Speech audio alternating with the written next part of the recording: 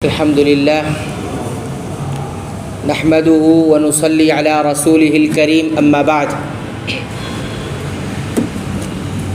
نبی کریم صلی اللہ علیہ وسلم کس طرح سے صلاۃ ادا کیا کرتے تھے اس کا ذکر چل رہا ہے، اور ہم ذکر کر رہے ہیں کہ آپ صلی اللہ علیہ وسلم کا رکوع اور سجدہ کیسے ہوتا تھا۔ ہمارے سامنے صحیح بخاری کی 828 نمبر کی حدیث ہے۔ اس حدیث کے راوی محمد ابن عمرو بن عطا ہے۔ وہ کہتے ہیں کہ وہ نبی کریم صلی اللہ علیہ وسلم کے صحابہ کی ایک جماعت کے ساتھ بیٹھے ہوئے تھے، اور جب بیٹھے ہوئے تو ہم نے نبی کریم صلی اللہ علیہ وسلم کی نماز کا ذکر شروع کر دیا کہ آپ صلی اللہ علیہ وسلم کیسے صلاۃ و نماز ادا کرتے تھے، کیا طریقہ ہوتا تھا۔ یہ اس گروپ میں، اس جماعت میں ذکر شروع ہو گیا۔ تو ایک صحابی تھے ابو حمید الساعدی، انہوں نے کہا کہ میں نبی کریم صلی اللہ علیہ وسلم کی نماز کو تم سے زیادہ یاد رکھتا ہوں۔ صحابہ کرام سے یہ کہنے لگے کہ میں نے نبی کریم صلی اللہ علیہ وسلم کی نماز کا ایک ایک حصہ اچھی طرح سے دیکھا ہے اور اچھی طرح سے یاد بھی کر لیا ہے۔ پھر انہوں نے کہنا شروع کیا کہ میں نے آپ صلی اللہ علیہ وسلم کو نماز پڑھتے ہوئے دیکھا کہ جب آپ پہلی تکبیر کہتے تو اپنے دونوں ہاتھوں کو اپنے کندھوں کے سامنے تک اٹھا دیتے۔ اس کے بعد یہ بتایا کہ جب آپ رکوع کرتے تھے تو رکوع میں اپنے دونوں ہاتھوں سے اپنے دونوں گھٹنے کو اچھی طرح مضبوطی سے پکڑ لیتے تھے، مضبوطی سے پکڑ لیتے تھے، ہاتھ نہیں رکھتے تھے بلکہ مضبوطی سے یہ گھٹنا ہے، گھٹنے کو ایسے پکڑ لیتے تھے۔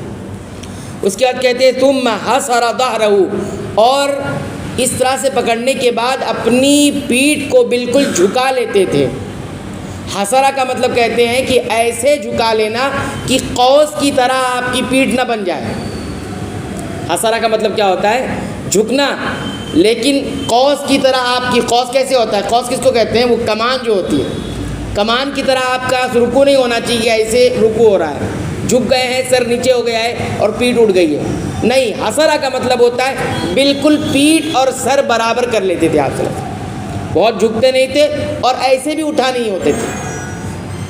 تو رکوع کرنے کا یہ طریقہ نہیں ہے کہ آدمی ایسے اٹھا رہے، جیسے ڈھلان ہوتی ہے ایسے اٹھا رہے، اور رکوع کرنے کا یہ بھی مطلب نہیں کہ ایک دم سے جھک جائے کہ قوسین، قوس کی طرح یعنی کمان کی طرح ہو جائے، نہیں۔ نبی کریم صلی اللہ علیہ وسلم بالکل سیدھا رکھتے تھے، بلکہ آگے واضح طور پر فرما دیا فَإِذَا، کہ آپ کا سر اور آپ کی پیٹھ بالکل برابر ہو جاتی۔ اور بھی کیفیات حدیثوں کے اندر ذکر ہے، جب وہ حدیث آئے گی تو ہم ذکر کریں گے۔ اس کے بعد فرماتے ہیں کہ آپ صلی اللہ علیہ وسلم پھر رکوع سے اپنے سر کو اٹھا لیتے اور اٹھاتے وقت بالکل سیدھے ہو جاتے، یعنی کہ اٹھائے تو ایسے جھکے ہوئے نہیں، بالکل سیدھے ہو جاتے، اعتدال جس کو کہتے ہیں، بالکل سیدھے ہو جاتے، یہاں تک کہ ہڈی کا ہر حصہ اپنی اپنی جگہ پہنچ جاتا ہے، یعنی بالکل سیدھے ہو جاتے، بالکل اعتدال، اس کا مطلب یہ ہے۔ پھر کہتے ہیں کہ جب آپ صلی اللہ علیہ وسلم سجدہ کرتے تھے تو اپنے دونوں ہاتھوں کو اس طرح رکھتے کہ نہ تو وہ پھیلا ہوا ہوتا اور نہ ہی سکڑا ہوا ہوتا، جیسے نارمل حالت ہے ویسے ہی ہاتھ آپ صلی اللہ علیہ وسلم زمین پر رکھتے تھے۔ ایسے بھی آپ نہیں کر سکتے جیسے جانور کرتے ہیں، یا بالکل سکیڑ کے بھی نہیں رکھ سکتے۔ اور ہمارے یہاں سجدہ کرنے کی بہت ساری کیفیت ہے، بہت ساری صورتیں ہیں، جو ایک بھی صورت جو ہے نبی کریم صلی اللہ علیہ وسلم کے سجدے سے نہیں ملتی ہے۔ آپ صلی اللہ علیہ وسلم کے سجدے سکڑ کے نہیں ہوتے تھے، یہ ہڈی سے الگ ہے، یہ ہڈی اس ہڈی سے الگ ہے، پیٹ سے یہ ہڈی الگ ہے، سب جدا جدا ہوتی تھی۔ یہ رسول اکرم صلی اللہ علیہ وسلم کی کیفیت ہے۔ پھر آگے فرماتے ہیں کہ آپ جب سجدے میں ہوتے تو سجدے میں جو آپ کے پیروں کی انگلیوں کی جو اطراف ہوتے، ہڈیاں ہوتی، اس کا رخ قبلے کی طرف ہوتا تھا۔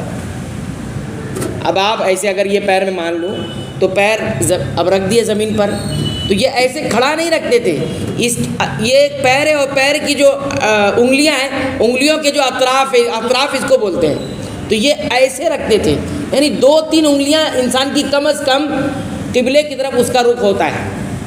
یعنی آپ انسان کے پیر کی جو چھوٹی والی انگلی ہے وہ بہرحال چھوٹی ہے، وہ زمین پر کبھی آتی کبھی نہیں آتی، لیکن بیچ کی درمیان کی 3 انگلیاں ہیں کم سے کم، وہ زمین پر رہتی ہے اور وہ رہنی چاہیے۔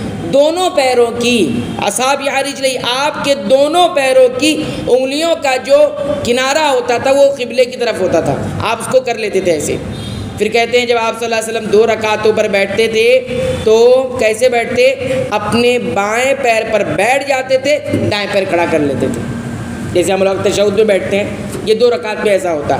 اور کہتے ہیں جب آپ نماز کی آخری رکعت میں بیٹھتے تھے تو کیا کرتے تھے؟ اپنے بائیں پیر کو نکال لیتے تھے اور اس کا کہتے ہیں دوسرے پیر کو کھڑا کر لیتے تھے، اور پھر کہتے ہیں اپنے سرین پر بیٹھ جاتے تھے۔ اپنی سرین پہ جیسے انسان بیٹھتا ہے زمین پر اپنی سرین رکھتے ہیں، پھر بائیں پیر پہ نہیں بیٹھتے، بائیں پیر کہاں سے؟ دائیں پیر کے نیچے سے آدھا نکل جاتا ہے، جیسا کہ ہم آخری رکعت میں بیٹھتے ہیں۔ تو اس طرح انہوں نے بیان کیا، اور باری باتیں نہیں بیان کی، وہ چونکہ صحابہ کرام کو معلوم تھی۔ دوسری روایتوں میں ساری باتیں ہیں کہ کب رفع الیدین کرتے تھے، یہ ساری باتیں پچھلے درس میں آ چکی ہیں۔ بہرحال ہم یہاں پر دیکھ رہے ہیں کہ نبی کریم صلی اللہ علیہ وسلم کے رکوع اور سجدے کی کیفیت کیا تھی۔ اگر آپ سجدے میں ہیں اور آپ کی جو 6 ہڈیاں ہیں وہ اگر زمین پر نہیں لگتی تو ہماری نماز رسول اکرم صلی اللہ علیہ وسلم کی نماز کے مطابق نہیں ہوئی ہے، سنت کے مطابق نماز نہیں ہوئی ہے۔ لہذا اس انداز سے سجدے کرنے چاہیے، اور رکوع بھی کیسے کرنا چاہیے کہ رکوع میں ہماری پوزیشن جو ہے سر اور پیٹھ بالکل برابر ہونی چاہیے، بالکل جھک کے بھی نہیں اور بالکل اٹھ کے بھی نہیں، اس طرح سے ہماری کیفیت ہونی چاہیے۔ اس حدیث سے ہمیں رکوع و سجدے کی کیفیت جو ہے وہ معلوم ہوئی کہ نبی کریم صلی اللہ علیہ وسلم کیسے سجدہ کرتے تھے۔ اس حدیث سے 3 باتیں اور بھی معلوم ہوتی ہیں، وہ یہ، ایک بات تو یہ معلوم ہوتی ہے کہ انسان کو اب جو کچھ علم حاصل کیا ہے، چاہے وہ بچپن میں حاصل کیا ہو، چاہے جوانی میں حاصل کیا ہو یا بعد کی عمر میں حاصل ہو، جو کچھ بھی علم حاصل کیا ہے اس کو دہراتے رہنا چاہیے بار بار۔ یہ بھی معلوم پڑتا ہے کہ ہم نے جو علم حاصل کیا تھا وہ صحیح ہے کہ بھی نہیں ہے، ایک۔ دوسرا یہ ہے کہ جو علم حاصل کیا تو اس کے مطابق ہم ہیں کہ نہیں ہے، 2۔ تیسرا یہ ہوتا ہے یاد دہانی ہو جاتی ہے، اس میں کیا ہو جاتا ہے، اعادہ جس کو ہم کہتے ہیں، ریویژن جس کو کہتے ہیں، اس سے کیا ہوتا ہے، اس میں تازگی آ جاتی ہے، انسان پھر اچھے سے عمل کرنا شروع کر دیتا ہے۔ اب دیکھیے صحابہ سب بیٹھے ہیں، سب کو نبی کریم صلی اللہ علیہ وسلم کی نمازوں کا طریقہ معلوم ہے، لیکن بیٹھ کے کیا کر رہے ہیں؟ چلو آپ نبی کریم صلی اللہ علیہ وسلم کی نماز کو یاد کر رہے ہیں، کیوں؟ ایسے ہی نہیں، تازہ ہو جائے ہمارا علم، اور اگر کسی کے اندر کوئی غلطی ہے، اگر کسی کو کچھ کم معلوم ہے تو اس کو معلوم ہو جائے، کسی کو معلوم ہے تو اس کو یاد ہو جائے، اور کسی کو معلوم بھی ہے یاد بھی ہے تو تازہ ہو جائے۔ یہ سب صحابہ کرام کا طرز عمل اور منہج ہوا کرتا تھا۔ اور یہ بھی معلوم ہوا کہ یہ عام انسان کے پاس جانے کے تھوڑی کرنا ہے، یہ علم والوں کے پاس جا کے کرنا ہے۔ ہمارے یہاں علم سیکھنے کے لیے کسی بزرگ کو پکڑ لیتے ہیں، کسی دادا نانا کو پکڑ لیتے ہیں کہ وہ بتائیں گے، عورتیں بھی ایسی کسی بزرگ خاتون کو پکڑ کے ہم کو سکھائیے، اس کو جتنا معلوم ہو اتنا بتائے گی، اس کو جتنا معلوم ہو اتنا بتائے گا۔ علم والے سے حاصل کیا جاتا ہے، ماہرین سے حاصل کیا جاتا ہے، جس فیلڈ کا جو ماہر ہے اس کے پاس آپ جائیں گے۔ تو یہ صحابہ ساری جماعت جو بیٹھی ہوئی تھی یہ اہل علم کی، علماء کی جماعت تھی، اور یہ ابو حمید الساعدی یہ خود بہت بڑے عالم تھے، لیکن یہ بھی اپنے علم کو تازہ کرنے کے لیے جا کر یہ بات کہہ رہے تھے۔ دوسری بات اس حدیث سے یہ بھی معلوم ہوئی کہ اگر انسان کو اپنے بارے میں کوئی خطرہ نہیں ہو کہ میں بہت بڑا ہوں، تکبر میں مبتلا ہونے کی اس کو اگر خطرہ اور اندیشہ نہیں ہو کہ میں تکبر میں آ جاؤں گا، تو اپنے آپ کو کہہ سکتا ہے میں اچھی طرح جانتا ہوں، میں اچھا جانکار ہوں۔ جیسے کہ صحابی ابو حمید الساعدی نے کہا کہ میں تم میں سب سے زیادہ رسول اکرم صلی اللہ علیہ وسلم کی نماز کو دیکھا ہے اور یاد بھی کیا ہے، یعنی اپنے علم کے بارے میں وہ بتا رہے تھے، یہ تکبر کی وجہ سے نہیں بتا رہے تھے، بلکہ اس لیے بتا رہے تھے تاکہ جو ہے جو کچھ میں سکھاؤں دوسرے لوگوں نے سکھا ہے سب کو معلوم ہو جائے، یا سب کا تازہ ہو جائے، یا میرے اندر کوئی غلطی ہو تو وہ ٹھیک ہو جائے۔ اس لیے تو اگر اس چیز کا خطرہ کسی کو نہ ہو تو یہ اس طرح کی بات کہہ سکتا ہے۔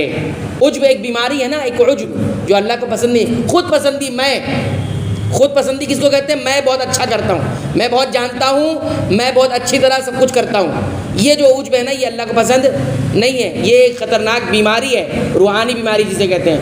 اور یہ شیطان اس کو اتنا بڑھاتا ہے کہ اچھا خاصا جانکار انسان بھی جاہل ہو جاتا ہے، اور اچھا خاصا جاہل انسان بھی کبھی عالم یا کبھی جانکار، کبھی صحیح علم تک پہنچ نہیں پاتا.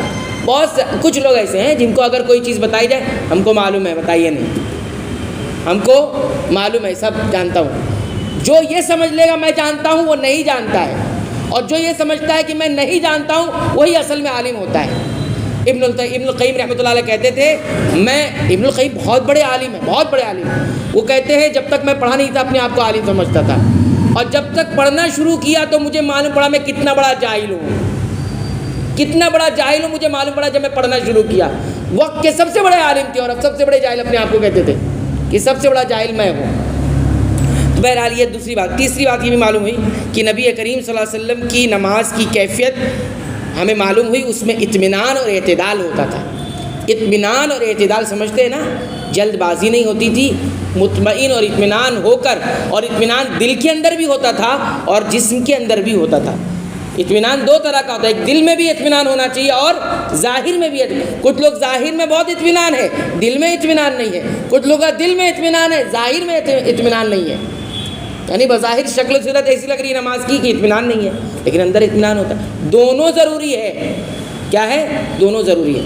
تو بہرحال یہاں پہ دو باتیں ہمیں رکوع اور سجدے کے تعلق سے معلوم ہوئی ہے. اس کا ہمیں خیال کرنا چاہیے، اپنی نمازوں کو سنت رسول اللہ کے مطابق بنانے کی کوشش کرنا چاہیے. اللہ ہمیں اس کی توفیق عطا فرمائے.